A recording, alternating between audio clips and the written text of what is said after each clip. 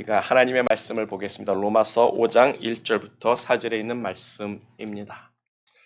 로마서 5장 1절부터 4절 제가 봉독합니다. 파워포인트는 잘못 나온 것 같습니다. 그러므로 우리가 믿음으로 의롭다 하심을 얻었은즉 우리 주 예수 그리스도로 말미암아 하나님으로 더불어 화평을 누리자. 또한 그로 말미암아 우리가 믿음으로 서 있는 이 은혜에 들어감을 얻었으며 하나님의 영광을 바라고 즐거워하여 하느니라. 다만 이뿐 아니라 우리가 환난 중에도 즐거워하나니 이는 환난은 인내를, 인내는 연단을, 연단은 소망을 이루는 줄 알미로다. 아멘. 여기까지 봉독했습니다. 우리 한성호 목사님 나와서 말씀 증거할 때 우리가 다 같이 할렐루야로 화답할 수 있기를 소망합니다. 할렐루야. 아멘. 아멘. 감사합니다. 참 우리 선민교회, 선민장로교회 제가 와서 예배 참석하는데 예배가 살아있어요. 성령께서 이렇게 운행해 보시는 게 너무너무 느껴져서 저한테 큰 격려와 또 힘이 되었습니다. 여러분들 표정 한 분 한 분 뵈니까 너무 밝고 또 하루하루 이렇게 하나님과 동행하는 것이 느껴져서 얼마나 기쁜지 모르겠습니다. 복음 안에서 서로 교제해 주신 하나님이 얼마나 감사한지 모르겠어요. 왜냐하면 우리가 다 한 하나님을 아버지로 고백하고 또 예수님을 믿어서 의에 이른 영생을 선물로 받은 한 백성이요, 한 형제요, 자매이기 때문입니다. 이게 얼마나 큰 힘이 되는지 몰라요. 평소엔 잘 모르는데요. 어려움이 닥칠 때, 환난이 닥칠 때 그게 확실히 느껴집니다. 왜냐하면 우리가 걸어가는 길이 또 이 땅이 우리의 본향이 아니라 우리의 영원한 본향, 하나님의 나라에 갈 때까지 이 땅은 걸어가는 것은 순례자의 길이고 그 길을 나 혼자 걷는 것이 아니라 여러 믿음의 동료들과 이렇게 같이 걷고 있다는 것이, 때로는 내가 나 혼자인 줄 알고 힘들어서 주저앉아 있는데 옆에서 누군가 와서 같이 손잡아주고 어깨 투덕거려주고 기도할게요, 힘냅시다, 조금만 더 힘냅시다 하고 일어나서 같이 걸어가는 거예요. 예수님과 함께, 여러 동료들과 함께. 그것이 큰 힘이 되고 격려가 되고 위로가 되는 것입니다. 그래서 복음이 중요해요. 복음 안에서 우리가 즐거워하는 것, 기뻐하는 것이 중요한 일입니다. 오늘은 그 말씀을 우리가 잠시 나누면서 하나님의 은혜를 함께 나누고자 합니다. 왜 우리 성도들에게 믿음이 그렇게 중요할까요? 우리가 걷는 인생길이 꽃길만이 아니기 때문입니다. 꽃길만 걸으면 좋겠죠. 근데 어디 그렇습니까? 아니, 따져보면은 편안하고 모든 것이 다 잘 되는 것 같고 그럴 때도 분명히 있지만 그럴 때보다는 어렵고 고난이 오고 힘든 날 더 많은 것을 우리가 느낄 수가 있어요. 이런 위기가 찾아올 때 우리에게 필요한 것이 바로 믿음입니다. 에베소서 2장 8절 9절은 이렇게 증거해요. 너희가 그 은혜를 인하여 믿음으로 말미암아 구원함을 얻었나니 이것이 너에게서 난 것이 아니요 하나님의 선물이라. 행위에서 난 것이 아니니 이는 누구든지 자랑하지 못하게 하려 함이니라고 말씀을 하시는 것입니다. 오늘 본문도 그래서 바울사도가 로마 교회에 보내는 성도들에게 격려하고 도전하는 메시지인데요. 1절 보시면 그러므로 우리가 믿음으로 의롭다 하심을 받았으니, 믿음으로 의롭다 하심을 받은 우리 모든 성도들 이제 어떻게 믿음 생활을 해야 되느냐, 그것에 대해서 바울사도가 얘기하고 있는 것이란 말이에요. 본문을 통해서 사도 바울은 특별히 로마 교회가 어떤 교회입니까? 그 당시 사도 바울이 로마의 교회에 편지를 썼을 때는 핍박이, 고난이, 고통이 심했던 그런 상황이었어요. 아시잖아요? 예, 로마 황제가 칙령을 내려와서 믿는 자들은 다 잡아라. 그래서 콜로세움에 세워서 사자밥이 되게 하고 기름통에 끓는 기름에 집어넣어서 죽이고, 그래서 다 이렇게 피해서 카타콤으로 숨고 그랬던 그런 상황들 아닙니까? 얼마나 환난이 심했겠어요. 믿음 때문에. 믿음을 저버리지 않으려고, 하나님 배반하지 않으려고 그렇게 애써서 힘들게 믿음 생활을 했던 그들에게, 로마 교회에게 바울사도가 이렇게 도전하고 격려하는 그런 내용이 있는 것입니다. 환난이 올 때, 편안할 때 말고 환난이 올 때, 어려움이 올 때, 문제가 생겼을 때 우리가 어떻게 믿음 생활을 해야 되는지. 저희 가정에도 환난이 왔습니다. 우리 목사님께서 잠시 말씀해 주셨지만 2년 전에 2022년 7월 24일 날 저 워싱턴 지역에 있는 기도 그룹들이 연합해서 수련을 가졌어요. 제가 거기서 조금 일을 하고 있었기 때문에 이제 저희 부부도 거기 갔었는데 주일날 저녁에 예배를 시작함으로 그 수련회가 시작하는 날이었어요. 저는 이제 본당에서 예배 준비하는데 또 숙소에 가서 이제 레지스터를 하는 사람이 필요해서 제가 집사람을 혼자서 이제 운전해서 숙소로 가서 좀 레지스터를 좀 해달라고 부탁을 했습니다. 그래서 집사람이 교회 파킹장에서 이제 나가서 좌회전을 하는데 거기가 왕복 2차선이었거든요. 로컬 길이었어요. 근데 이쪽에서 오는 길은 좀 언덕이어서 뭐 잘 안 보이기는 했어요. 근데 분명히 집사람이 보고 차가 없는 걸 보고 좌회전을 했는데 갑자기 차가 와서 옆을 받아버리고 조수석을 받아버려서 삥 돌다가 또 이쪽에서 오는 차가 같은 데를 받았어요. 그래서 집사람 차가 돌면서 길을 벗어나서 숲속으로 들어갔습니다. 뭐 난리가 났죠. 예, 제가 뭐 갑자기 쿵 소리는 제가 잘 못 들었는데 목사님이 막 쫓아오시더니 큰일 났다고 빨리 나가 보셔야겠다고 나왔더니 뭐 문은 열려 있고 집사람이 거꾸로 이렇게 처박혀 있는 거예요. 다행히 그때 의식은 있었어요. 제가 막 집사람 불렀더니 얘기는 하는데 예, 너무 좀 힘들어 하더라고요. 코에서 피 나고.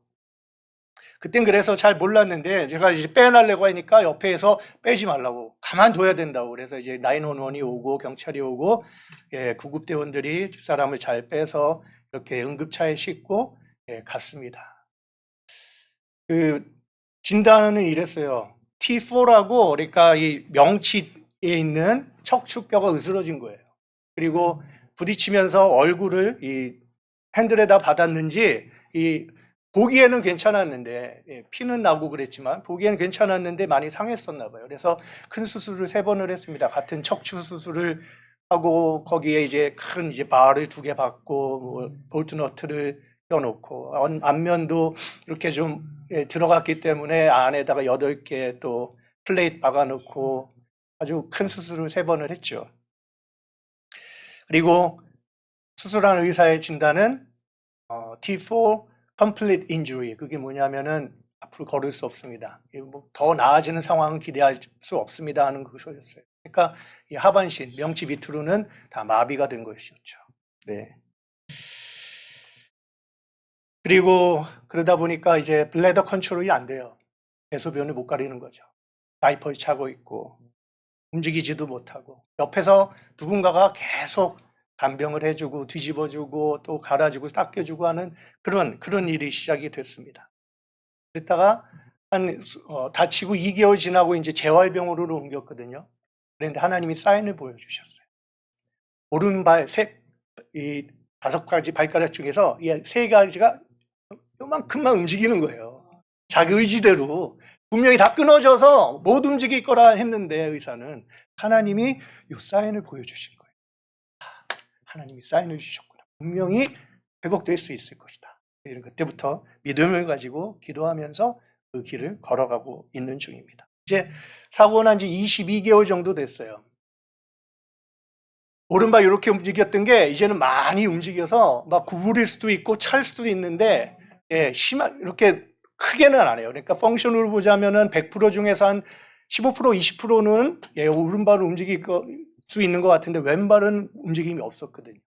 근데 한 2주, 3주 전에 하나님께서 이 왼발도 살짝 아주 세미하게 움직이는 딱 그런 걸 주셨어요. 그래서 이제 왼발도 시작이 되었구나 하고 감사하고 있습니다.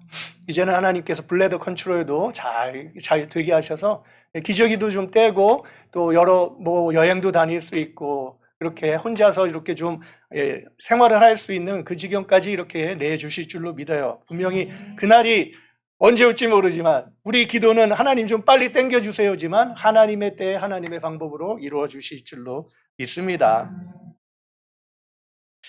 그동안의 투병 시간들을 통해서 저희 부부가, 저희 가정이, 그리고 제 주변 사람들이 믿음의 길이 무엇인가 하는 것을 조금은 맛볼 수가 있게 된 것 같습니다.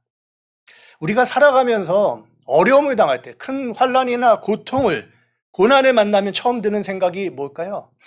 Why me? 왜 저에게 이런 시련을 주십니까? 그리고 what if? 만약에 그렇지 않았더라. 만약에 이렇게 했더라면 그 일을 우리가 안 당하지 않을 수 있을까? 그런 후회와 그런 생각들이 아니겠습니까? 왜 나에게 이런 시련이 왔을까? 이런 시험이 왔을까? 내가 암에 걸리다니. 내 자식에게 이런 어려움이 있다니. 우리 가정이 이렇게 사기를 당해서 어려운 가운데 있다니. 여러 문제와 환난과 고난이 찾아올 때 우리가 처음 드는 생각은 Why me? What if? 그거였다는 거예요. 저도 처음엔 그런 생각을 했죠. 그때 수련회만 안 갔었더라. 아니 나 혼자만 갔었으면 어땠어? 집사람 혼자 호텔로 보내지 않고 내가 바쁜 시간 잘 조절을 해서 내가 운전하고 갔더라면 사고를 피할 수 있지 않았을까? 그때 내려오는 처음 받았던 그 차가 스피드를 좀 줄였더라면 아니면 브레이크라도 좀 밟았더라면은 부딪히지 않을 수 있었지 않았을까? 반대쪽에서 오는 차는 사고 난 거 분명히 봤을 텐데 왜 그거를 피하지 못하고 또 같은 곳에 와서 받았을까? 인생을 살다 보니까요, 일어날 일은 일어납니다. 어차피 일어나더라고요. 좋은 일도 나쁜 일도 그래요. 근데 그것이 내가 어떻게 컨트롤할 수 없는 거라면, 내 손을 떠난 일들이라면, 그러면은 내가 그렇게 why me, what if 하는 게 다 소용이 없는 것이구나, 그것을 깨달았어요. 감사한 거는 그 사고 난 처음부터 제가 그렇게 크게 요동하거나 제 마음속에 두려움이 없었다는 거였어요. 하나님을 믿기 때문이 아닌가 합니다. 제가 예배도 3대째 그리스도인의 가정에 자라서 기도로서 할머니의 기도, 부모님의 기도로, 물론 제가 이제 목회자는 첫 번째 시작이 됐는데 우리 아들이 둘이 있는데 둘 중에 한 놈이 이 목회자의 길을 갈지 모르겠어요. 아직은 제가 뭐 푸시는 안 하고 있는데 한 놈이 상담을 좀 공부하고 싶다는, 그래서 카운셀러가 되고 싶어하는 마음은 있는데 모르겠어요. 하나님께서 또 은혜 주시고 만나 주셔야지 목회자가 될 수 있을지도 모르겠는데 기도하고 있습니다. 집사람은 사실 2021년에, 그러니까 사고 나기 한 해 전에 유방암 판정을 받았어요. 그래서 유방 한쪽도 드러내고 큰 수술 받고 이제 좀 다 회복돼서 살만하다 싶었는데 그렇게 큰 사고를 또 당한 거였거든요. 유방암 판정을 받았을 때도, 수술을 견뎌냈을 때도, 또 교통사고 크게 당해서 3차례의 큰 수술을 잘 감당한 후에도 제가 무엇을 해야 될까 하다가 믿음이 있으니까, 제가 하나님을 의지하는 사람이니까 감사의 제목들을 좀 찾아봐야겠다는 그런 마음을 성령께서 주셨습니다. 그래서 가만히 앉아서 쭉 써봤어요. 지금 이 상황에서 내가 감사할 수 있는 게 무엇인가? 그랬더니 하나님이 수많은 감사의 제목들을 알려주시는 거예요. 처음 사고 현장에 왔을 때 구급대원들이나 순찰차에서 온 경찰들이 하나같이 이건 사망사고다, 이런 사고에서 사람 살아날 수 없다 생각했어요. 다 얘기를 했습니다. 근데 이제 헬리콥터가 와서 집사람 싣고, 원래는 볼티모어에 있는 병원으로 이제 싣고 가는데 중간에서 기술을 틀어서 DC에 있는 병원으로 갔어요. 그러니까 시간도 절약이 됐고, 또 저희가 집이 센터빌인데 그렇게 왔다 갔다 간병하기 좀 쉽게 하나님께서 또 이렇게 인도해 주신 것도 감사하더라고요. 그리고 이 사람이 뭐 가슴하고 얼굴에 데미지를 크게 받았으니까 갈비뼈도 이쪽에 4개, 이쪽에 2개, 그리고 어깨뼈도 부러지고, 그런 정도면은 이 올겐이, 내장이 상해야 되잖아요. 근데 내장이 상하지 않았어요. 그리고 얼굴을 다쳤는데도 브레인은 멀쩡했어요. 얼마나 감사합니까? 브레인과 내장이 이렇게 다치지 않았기 때문에 정신도 있고 또 의사소통도 가능한 것이었어요. 주일날 밤에 다쳤지만은 지체 없이 수술팀들 콜해서 수술에 들어갈 수 있게 해주신 것도 감사하고, 또 저희 처제가 뉴저지에 있는데 그 22년간 ICU 널스입니다. 간호사예요. 처제한테 연락을 했더니 형부 지금 내려갈게요 하고 바로 내려와 주더라고요. 저는 뭐 의학적 얘기도 뭐 그런 단어들도 생소하고 어떻게 해야 될지 모르는데 처제가 와서 다 이렇게 옆에서 도와주고 저랑 하루하루 번갈아 가면서 간병해 주니까 제가 얼마나 큰 격려가 되고 저에게 힘이 되었는지 모릅니다. 첫 번째하고 두 번째 척추 수술할 때 다리 쪽 신경과 근육이 살아있는지 하고 전기 충격으로 이렇게 테스트를 하거든요. 첫 번째 했을 때는 아무 반응이 없었어요. 근데 두 번째 수술할 때 했더니 오른쪽에서 아주 미세한 반응이 났다 그러더라고요. 아, 하나님 이것도 감사합니다 할 수 있었죠. 뭐 잔뜩 다 꽂고 그러니까 말은 못하고 눈도 이렇게 하고 힘들게 얕은 숨을 쉬고 있는 그 응급실에서 손을 딱 잡았더니 희미하게라도 제 손을 같이 잡아주더라. 그리고 눈은 안 다치게 하셔서 눈을 뜨고 눈으로 서로 얘기할 수 있게 해주신 것도 감사했습니다. 큰 세벌의 수술인데 잘 견뎌낼 수 있도록 집사람에게 강인함과 용기를 주심이 감사했고요. 어렵고 힘든 고난의 터널, 하나님 우리 혼자 가는 길입니까? 했는데 그게 아니라 어려운 일들이 이렇게 사람들이 알아가지고 기도하고 있습니다. 함께 가고 있습니다. 공유해 주시고 메시지 주시고 항상 기도해 주시는 게 얼마나 감사한지 몰랐습니다. 전혀 생면부지의 사람인데 아프리카에 계신 선교사님이 연락을 주시고 예전에 이렇게 연락이 끊겼던 제 한국에서의 친구들도 야, 내가 네 소식 들었는데 내가 요즘 교회 생활 안 하고 믿음 생활 안 하고 있는데 네 얘기 듣고 다시 기도 시작했다. 얘기도 듣게 해주신 거. 이런 모든 것들이 하나님이 하신 일이라고 믿게 되었습니다. 야고보서 1장 2, 3절은 내 형제들아 너희가 여러 가지 시험을 당하거든 온전히 기쁘게 여기라. 이는 너희 믿음의 시련이 인내를 만들어내는 줄 너희가 알미라 하고 말씀하십니다. 성도들이라면 하나님을 아버지로 고백하는 우리들이라면 특별히 환난의 때 우리가 주목하고 빼앗기지 말아야 될 것인데 첫 번째가 바로 하나님과의 평화입니다. 하나님과의 평화예요. 1절에 그러므로 우리가 믿음으로 의롭다 하심을 받았으니 우리 주 예수 그리스도로 말미암아 하나님과 평화를 누리자. 하나님과 평을 누리자고 말씀을 해주세요. 누구나 사람들은 다 잘 되고 편안할 때는 마음의 여유와 평강이 넘치죠. 하지만 고난이 환난이 찾아오면은 어떻게 될까요? 금방 마음이 심란해집니다. 신경이 곤두서고 스트레스 지수가 확 올라가죠. 그래서 마음의 평강을 빼앗기게 되는 거예요. 어려움이 찾아올 때, 문제가 생길 때, 그리고 그것을 블레임할 대상을 찾아요. 책임질 때를 찾는 거예요. 내가 잘못했어도 그거는 아니야, 이 사람 때문이야 하고 누군가에게 덮어 씌우려고 한다는 얘기입니다. 배우자 때문에, 내 아내 때문에, 내 남편 때문에 내가 이 어려움을 겪고 있다.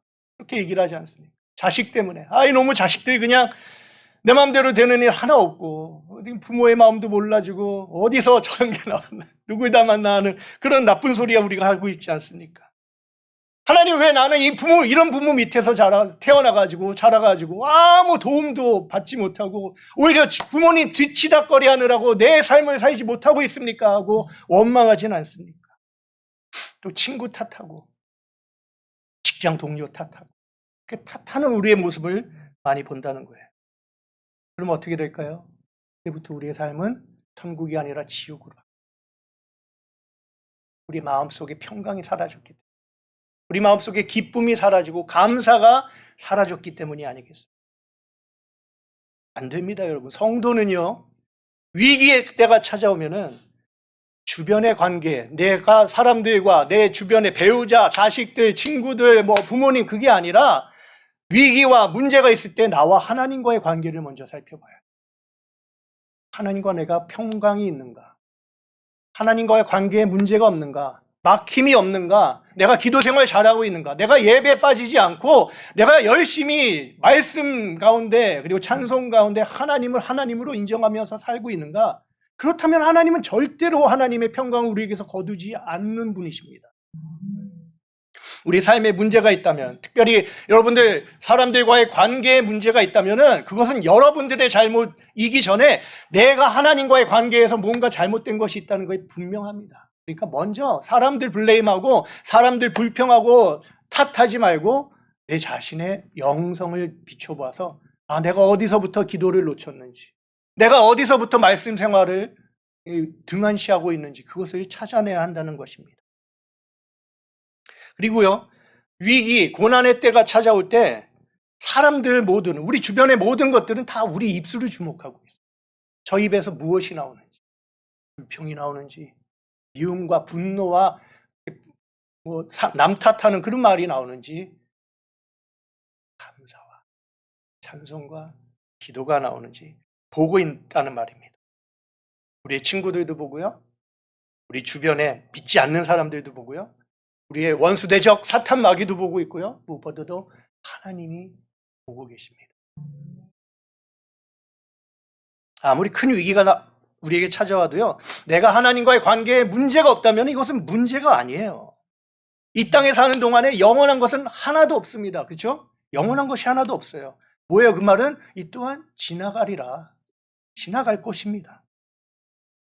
중요한 거는 변치 않는 사실은 하나님이 우리의 아버지 되시고 왕 되주시고 나의 주인 되어 주신다는 것이죠. 그래서 이사야 43장 1절에 두려워 말라 내가 너를 구속하였고 너를 지명하여 불렀나니 너는 내 것이라.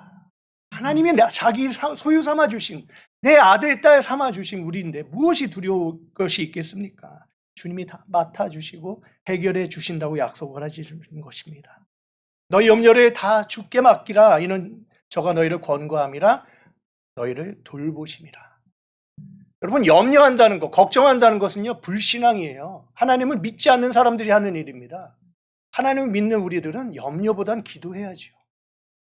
찬송하시고 하나님께 감사하는 생활을 해나가야 하는 것입니다. 하나님과 멀어지면 우리 마음속에 평강이 사라집니다. 평강이 사라지면 그때부터 악한 것들이 가득 차게 되는 것이죠. 하지만 우리 안에 하나님의 빛이 가득하면은 모든 두려움, 악한 것들은 다 떠나가기 마련이에요. 영원의 햇빛, 그것을 떠나면 춥고 어두울 뿐이죠. 그래서 잠언서 4장 23절은 무릇 지킬 만한 것보다 더욱 너희의 마음을 지켜라. 생명이 근원이 이에서 나며. 여러분, 우리의 마음은요, 생각보다 굉장히 작은 상자예요. 그 상자에 무엇이 있느냐에 따라서 우리의 삶이 다 바뀌는 것입니다. 그 작은 상자 안에 감사가 있다면, 기쁨이 있다면, 만족함과 자족함이 있다면 우리 안에 평강을 빼앗아갈 사람은 없어요. 근데 그 마음속에 의심의 씨가 들어오든지, 미움의 씨가 들어오든지, 그렇게 되면 어떻게 해요? 악한 것은 금방 퍼져나갑니다. 그래서 어느덧 우리 마음에 기쁨이 사라지고 평강이 사라지고 분노가 가득 차고 남 탓하게 되고 불평과 불만과 그렇게 화나는 인생이 연속이 된 거예요. 여러분 지금의 삶을 한번 살펴보십시오. 내가 기쁨이 있는가? 평강이 있는가? 아니면은 원망이 있는가? 불평이 있는가? 바울 사도는요. 빌립보서 4장 4, 5, 6절에서 이렇게 잘 아시죠? 주 안에서 항상 기뻐하라. 내가 다시 말하노니 기뻐하라. 너희 관용을 모든 사람들에게 알게 하라. 주께서 가까우시니라. 아무것도 염려하지 말고 오직 모든 일에 기도와 간구로 너희 구할 것을 감사함으로 하나님께 아뢰라. 왜냐하면 모든 지각에 뛰어난 하나님의 평강이 너희 마음과 너희 생각을 지키시리라 약속해 주세요. 마음을 빼앗겨서는 안 됩니다. 악한 사탄 마귀는 그걸 알기 때문에요. 어떻게 해서든지 틈을 타려고 해요. 조그만 틈이라도 있으면 비집고 들어와서 하나님으로부터 가까워 있는 우리의 마음을 빼앗아가 버립니다. 그래서 단절시켜요. 뭘? 예배 가지 못하도록, 기도하지 못하도록, 찬송하지 못하도록, 성경 보지 못하도록. 우리의 마음을 지켜야 됩니다. 고난 중에서도 평강을 빼앗기지 않는 것이 그래서 믿음이에요. 감사를 찾는 것이 믿음입니다.